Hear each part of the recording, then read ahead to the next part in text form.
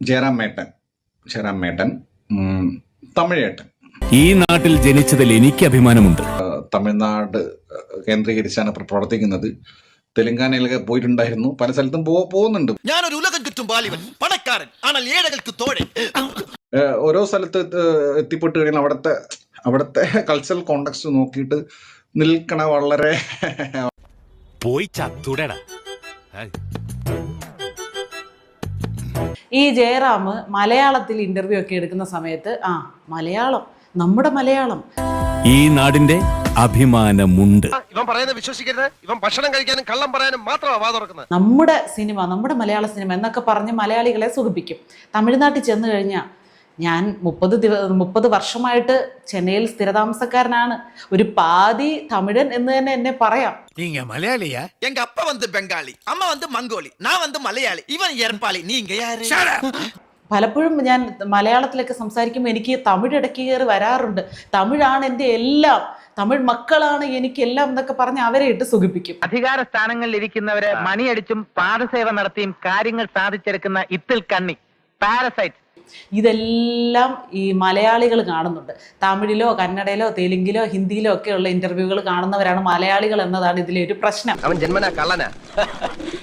ഇപ്പൊ തമിഴേട്ട പണ്ട് പറഞ്ഞത് 2020 ക്ലൈമാക്സ് എടുക്കണ അന്ന് ശബരിമലയ്ക്ക് പോകണ്ടായിരുന്നു. ഇപ്പൊ തമിഴ്നാട്ടിൽ പോയി ഇന്റർവ്യൂ കൊടുത്തപ്പോൾ അവിടുത്തെ കൾച്ചറൽ കോണ്ടെക്സ്റ്റ് വെച്ചിട്ട് ദീപാവലി ആഘോഷിക്കാൻ പോയെന്ന് പറഞ്ഞിരിക്കുന്നത്.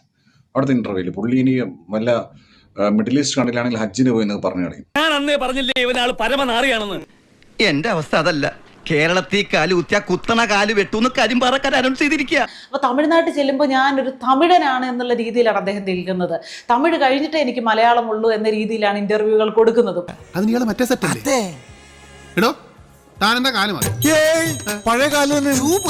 എടോ, നിന്ന നിൽപ്പിൽ മറുകണ്ഠം ചാടിയ തന്നെ ഞാൻ എങ്ങനെ വിശ്വസിക്കാനാ? ഇനി തിരികെ അങ്ങോട്ട് അവിടെ വിശ്വസിക്കില്ല. അതെന്റെ കുറ്റമല്ല. താനെന്തേലും ചെയ്യും. എളിമ അതെല്ലാം അങ്ങ് കൈവിട്ടുപോയി. എന്തായാലും നേരിടുക തന്നെ. പ്രശ്നങ്ങൾ വരുമ്പോൾ സ്ട്രോങ് ആയിട്ട് നിൽക്കണം. മിസ്റ്റർ ഇൻസ്പെക്ടർ, വേണ്ട സാറേ, ഓക്കെ. നിന്റെ അഭിനയം, നിന്റെ അതിവിനയം, എന്തോടോ ഈ കാണിക്കണേ? ഞാൻ അമ്മായിന്റെ കാല് പിടിച്ച് അയ്യോ, സാറിന്റെ മുന്നിൽ ഇങ്ങനെ ഇരിക്കാൻ പറ്റുന്നത്, ഈ ടേബിളിന് ഇപ്പുറം ഇരിക്കാൻ പറ്റുന്നത് ഒരു വരപ്രസാദമായിട്ടാണ് ഞാൻ കണക്കാക്കുന്നതെന്നൊക്കെ പറഞ്ഞ് അങ്ങ് തള്ളി മറിക്കുകയാണ്.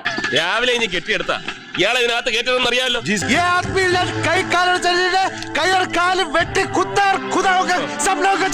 മണമുള്ള പൂനുള്ളി മുടിയിൽ ചൂടി മണിക്കുട്ടി നീ എന്റെ മനസ്സുനുള്ളി.